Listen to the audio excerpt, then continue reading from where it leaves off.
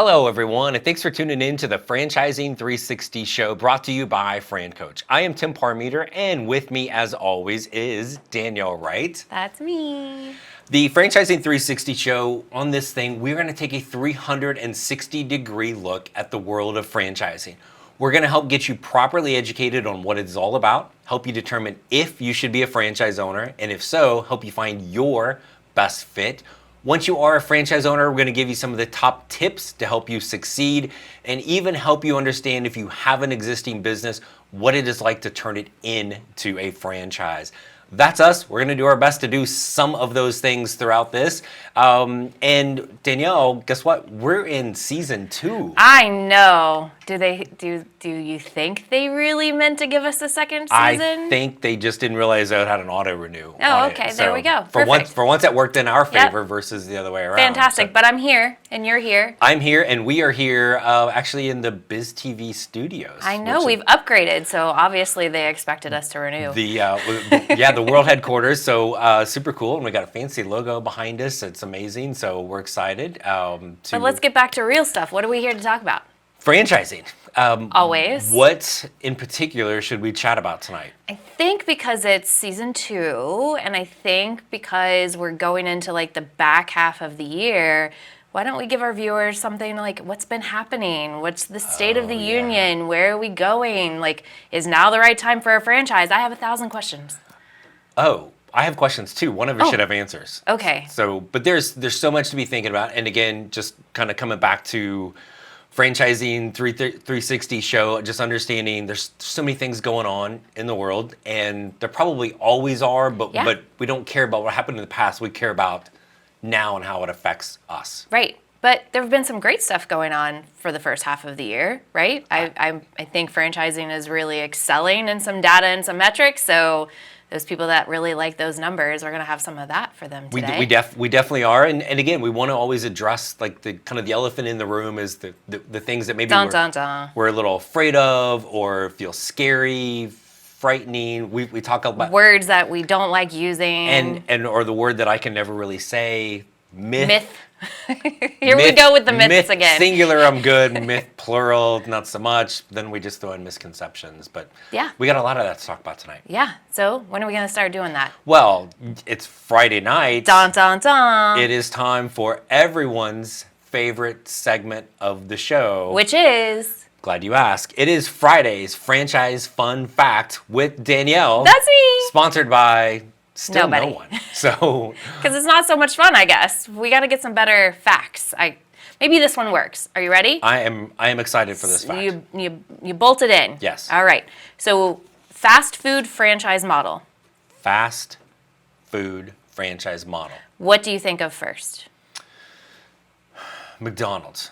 Wrong. Well, that's what I thought of first, yes, but that's not wrong. But that's wrong. Okay. So do you know where the first franchise model, who created the first franchise model for fast food?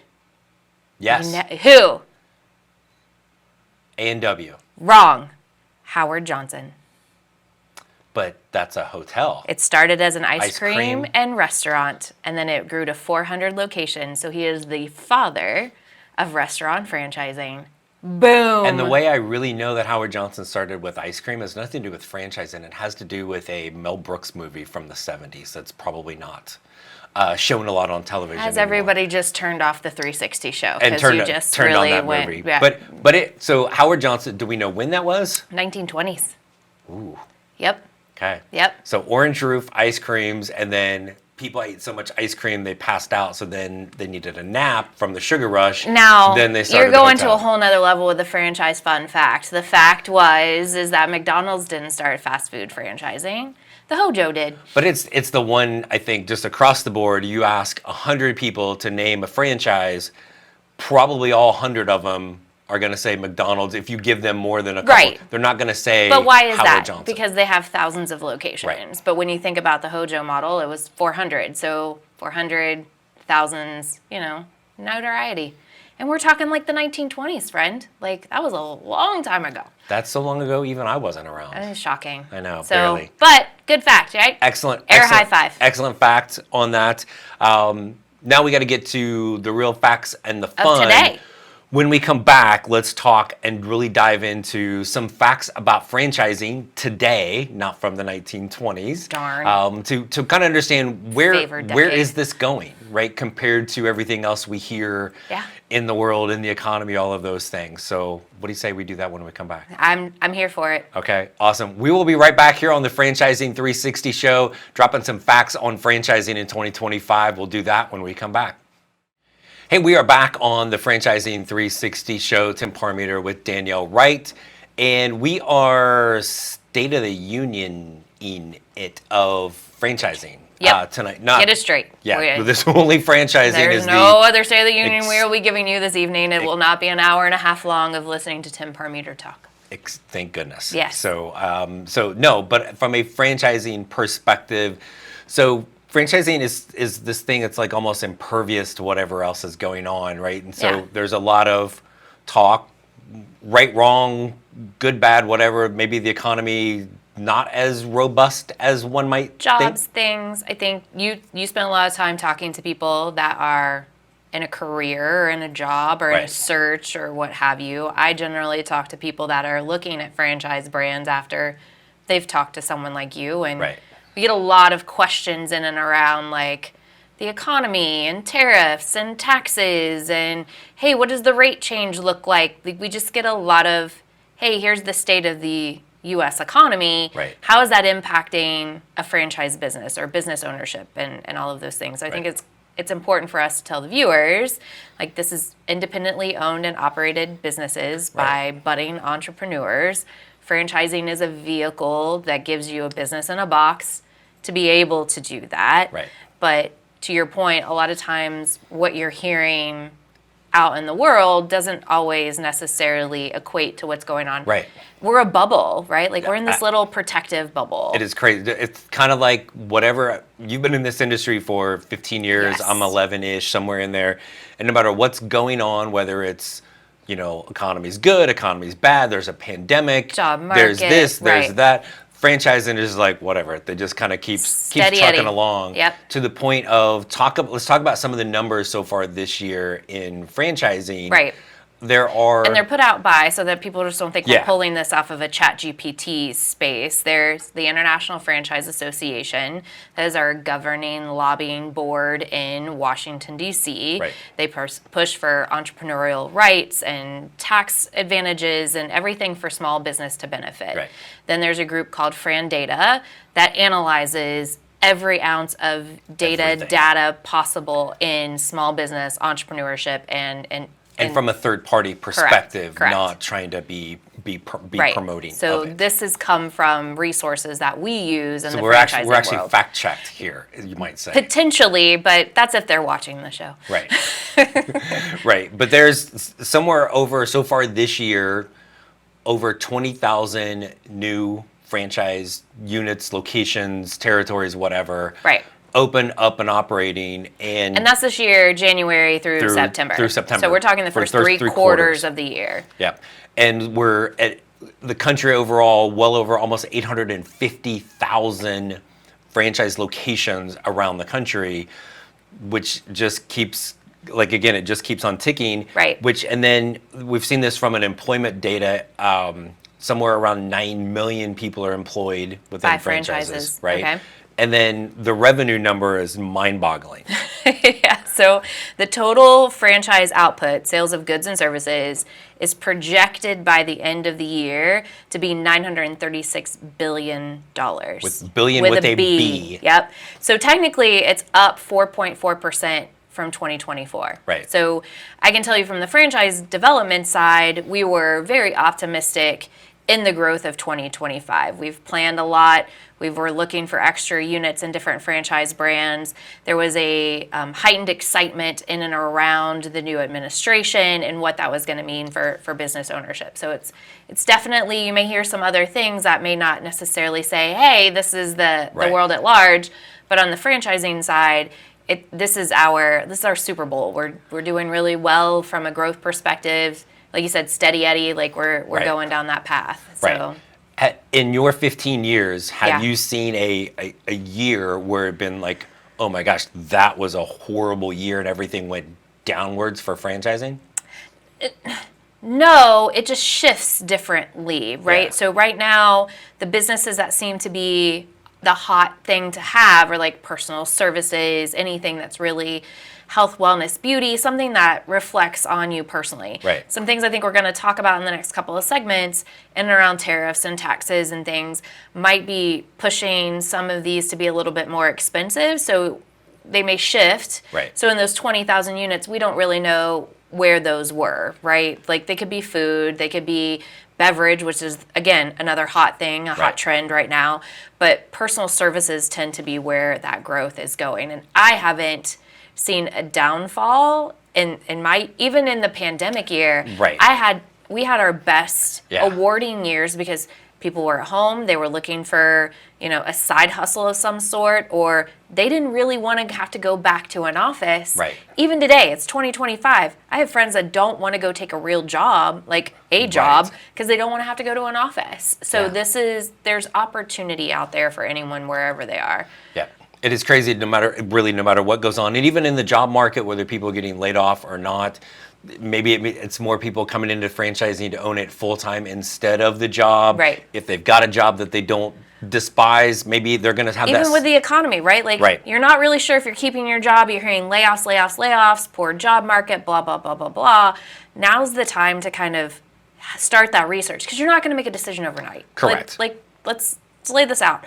I'm not going to talk to you today and own a franchise tomorrow. No, absolutely not.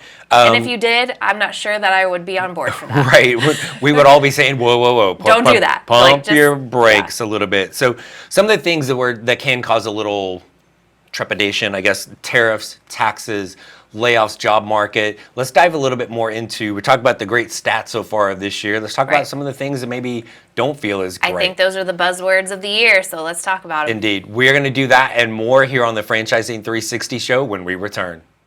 Hey everyone, we are back on the Franchising 360 show, giving you a little State of the Union here. Tim Parmeter with Danielle Wright, and we talked in the last segment about some pretty impressive and growing stats in the franchising industry, but there's I know, like, fear is kind of like we don't like those words.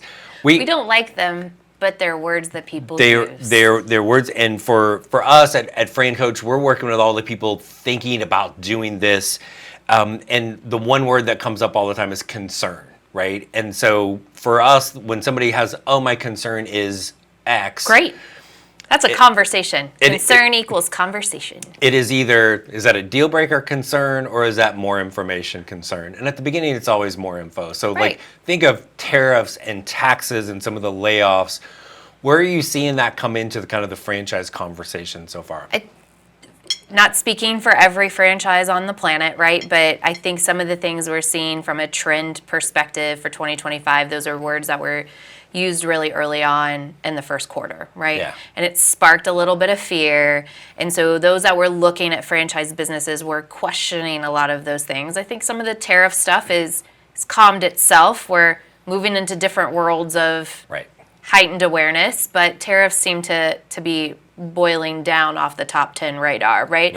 But there are ones that are going into effect. So some things to think about if you're looking at a franchise or considering a business in general. There's a wood tariff that's getting ready to roll out. That's going to make the expense of anything that uses wood. And not a Taylor Swift reference either, by the way. Just close your eyes and keep rolling. Okay, anyway. And so then there is a truck tariff. So anything that's going to be like logistics, needing a vehicle of some sort, if they're coming from overseas, which is generally where they're coming from, there is a tariff starting, I think, November 1st with that. So if you're got to order new trucks, guys, like get them now, like stock it up. But a lot of times the franchisor, so that we can kind of squash this, they go in and mass buy. Or they create a relationship with a third party that is mass buying before these things take effect so that you don't get hit with that. But what is it that you always say when those things occur? I don't know. What do I say? You really don't know what you say? It means I listen to you way more than you listen to me, apparently.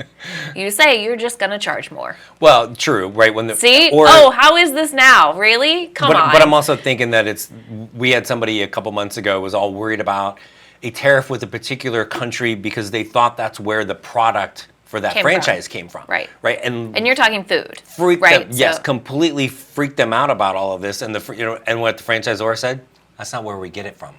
Right. And so. And I know a franchise that gets their avocados from Mexico. Right. No, we're not paid for that. But they had the same But we thing. could And be. years ago, there was a drought on some of the avocado farms, so Right. avocados became more expensive. Do you remember this situation with beef? Handful of years ago when I was at Checkers and Rallies, Yeah. like the cost of beef went through the roof.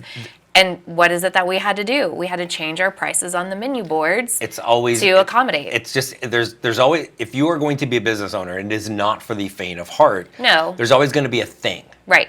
Right. And I think it comes down to like how much control do you want over those things, or none of those are like industry killers. They're just little things along the way that you have to be able to kind of solve for, but with also the help of the franchisor. Right, but that's what we're supposed to be doing here at the 360 show. Right. Like educating you to it's a figure it out. If Right. you can't figure it out, the brand's going to figure it out. And if it's a large thing like a tariff, the franchisor is there to be with you. Like Right. it's cheesy, but it's something that we all say is like you're in business for yourself, But not by yourself. So you're not running John's Bagel Shop over here. You're Brugger's Bagels, and Brugger's is telling you this is how you do this, and this is how we account for that. And we've already thought of that 6 months before it even Correct. came to you, and this is how we solve. Yeah. The only thing that really threw franchising for a loop was a pandemic. Right. That we all had to solve on our feet at the time, and those that survived, fantastic. Those that didn't, it's really sad. But I don't know that there was a way that you would have ever prepared for that. For that, right? And again, those aren't things that are going to happen every single month, Correct. right? Along the way, but it's still that ability to kind of figure that out. We had the client during all that stuff had started a franchise called Corporate Caterers. Yes.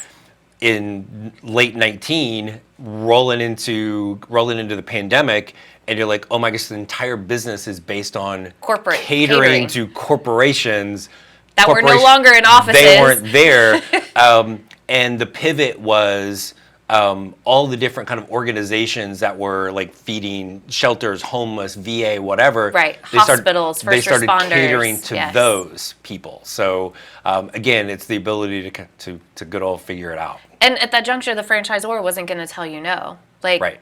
because let's all be crystal. They don't make money unless Right, you as a franchise owner make money, which is why it should be that partnership. So some of the other things that, real quick before I have to go to break, is there are always, as we get towards the end of the year, Yeah. I literally had an email this morning from my CPA on something for taxes. I'm getting to it, Jen, I'm a little busy. So those type of things, and as an employee versus being that business owner, there's some big differences there that really can benefit people. And you just recently had a podcast, the Franchising 101 podcast. Go out, listen to it. It's on all channels with a financial advisor Right. talking about some of those things. It's hard for us to talk about taxes, right? Yeah. But let's talk interest rates. There's an impact for businesses in that. It's a positive piece, just like it is trying to stimulate people buying homes. It's also Right. going to stimulate growth in the business sector. But from a tax perspective, you want those things, and it's hard for us to talk about it. Maybe we talk about it how it applies to us Right. and our businesses, because we are independent business owners. We have owned franchises, so we know how all of that works. If you want any other advice, call a CPA. They will tell Right. you all of the things. But there are a lot of benefits when you think the economy is bad, or you're hearing that the economy hearing is it's bad. There are things that you go talk to those that live in this world, in the CPA sector specifically, and they'll tell you what business ownership is good and where you might need to watch for some landmines. Yes, indeed. And so when we come back, we'll also kind of remind everybody of some of the reasons why people, with all the crazy in the world, Yeah. why they might want to become a franchise owner. We're going to do that here on the Franchising 360 show when we come back. Hey, we are back on the Franchising 360 show. Tim Parmeter with Danielle Wright. And Danielle, we've been talking about some, No, and I'm like all excited about it. Does this seem bad about me? It's Like, October, so we can talk about scary things now. oh, okay, right? we're gonna But- go boo. right with that, but the positives of the growth in the industry of franchising as a whole, Yes. and that it just kind of it's the little engine that it just keeps on going, even though there are some things out there in the economy and the world that can be scary. Yeah. Right, with this, So why in the world, with all of those things, would somebody want to become a franchise owner? Well, I can't speak for everybody. I mean, we've owned franchises. We've sold those franchises. Right. Blessed be. We've talked about owning other franchises. Why would we own more franchises? Well, I think our thing is a little bit different at that point. But that's okay. Maybe some viewers are similar. But it's still, for us, it's another line of revenue, right? Yes. And income, right? More wealth, more equity to build. Building long-term potential for our children. Right. The one word that comes up with every single person that ends up owning a franchise. Every time. Blanket every statement. Single time. And they don't realize that they're saying it. And most of the time they actually say it. But other times that they dance around it, it's the word, it's control. They want more control, freedom, flexibility. If I'm going to work... What does that mean? Like freedom, flexibility. If you say that, but what does that mean to someone if I say control of freedom and flexibility? Like I'll hear things like, well, I want to, take my kid to soccer practice, or I want to be able to do this or that. I don't want to have to go to an office every single day. Right. I want to be able to go to a doctor appointment when they're running an hour behind. I'm not freaking out that I'm missing something. Correct. If I'm going to work my tail off, I want to do it for me versus somebody else. Can I challenge for a second? I know we don't have a lot of time because Yes. we get really excited about all of these things, but what about the person that's, yes, I want all of that, but I like the sense of, hey, I have insurance and stability and a paycheck and the paycheck and the paycheck and the paycheck and the paycheck. It just keeps coming every 2 weeks. I don't like the just job keeps coming in the bank account or anything about the job, but I like the fact that I get paid every 2 weeks. Right. Well, that sounds like a whole nother episode, Danielle. But that also sounds like a word of control that you don't have. Well, but you have control over how much you can make with it. Okay. And nobody's like, you can't work hard and go into your boss and go like double my pay. I mean, you can, but... But back to the State of the Union, right? A lot of people that are potentially watching this are in that space of, I don't really have control over either one of those things right now. Right. Like we're hearing layoffs after layoffs after layoffs, and hey, we've reduced interest rates, but we're not spawning anything new. Housing market's not great. Value of homes is going down. All of those things. So you're now in a spiral of no control. Correct. What can I control is my effort towards my business equals my version of success. So out of all the trends that we've talked about and all the things that we've brought in today on the about 2025, what is something that someone can take away that says, here's where I'm not going to let the fear sink in? Yeah, I think it is an industry franchising that just keeps trucking along no matter what, with all sorts of opportunities out there to be able to take advantage of it and do something for yourself. So you have more control. Have more control. There you go. That is the State of the Union. We're going to get more into some of the things we talk about, that whole paycheck thing down the road. You want to learn more about franchising, check us out, francoach.net, whether you want to become one or you want to take your business and turn it into one. Our YouTube channel, Francoach For You, podcast Danielle mentioned earlier, Franchising 101, and we even have a book called Becoming a Franchise Owner. Wonder what that's about. I don't know. Go find it on Amazon. But until next week when we come back and talk to you more about franchising, that is Danielle, right? That's me. I am Tim Parmeter. Thanks for tuning in, and we'll see you next week.